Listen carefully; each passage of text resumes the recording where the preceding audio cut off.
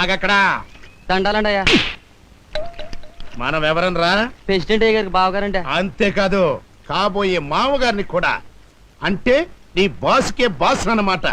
అట్లాంటి నా ముందు శ్రీకృష్ణదేవరాయ లెవెల్లో తలపాక చుట్టుకుంటుంటావా?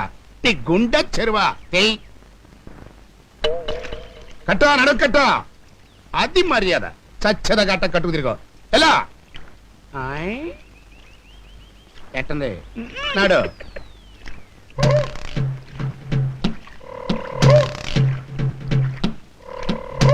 దండాలయ్యా. నర్మాయ్ ఎరా బలిసింత? అబ్బే లేదండి అయ్యా. లేకపోతే ప్రెసిడెంట్ కి బాబా ప్లస్ మామగారిని అయిన నా ముందే నడుముకి గుడ్డ కట్టుకుని నిలబడతావా? తే తలకు చుట్టుగా. అది మర్యాద అంటే. నైట్ బెడ్ మీద కూడా ఎట్ట కట్టుకోబడుకోవాలి. ఇంకెళ్ళిపో. అలాగేనండి. ఇప్పుడు రే బురద పంది అన్నాయ్ ఎలా ఉందిరా మన అజమాయిషి? కొత్త బొచ్చలు సద్దెనంత కమ్మగా ఉందన్నాయ్. కరెక్ట్. కాకపోతే చిన్న మార్పు. ఏంటి? నీ గురించి నువ్వే పంపు కొట్టుకుంటుంటే నీ కాళ్ళు నువ్వే పిసుకున్నంత సీపుగా ఉందన్నా. నీ లెవెల్ ని నేను ఎడల్పు చేస్తాను. పద పద పద. రే ఏంట్రాట తుమ్మ మూత్రం నిలబడి చూస్తావు? నిన్నే రా రారా. దండాలండి అయ్యా.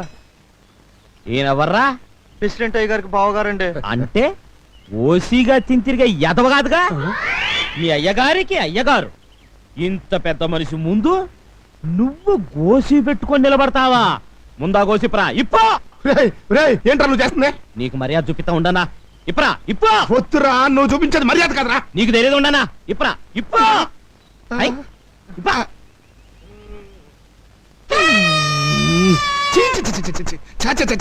అది అది మర్యాద అంటే. రేయ్ ఇక మీదట ఈయన ఎక్కడ కనిపించినా ఇలాగే మర్యాద చూపించాలి. ఎలా ఎలా కుట్టానన్నాయ్? అందమైన ఆడాళ్ళ అందాలు చూద్దాం కదా పొలం వస్తే పొద్దున్నే ఈ దిశమలు చూపిస్తా. ఏంటంటే ఇంకా ఏం చేయాలండి?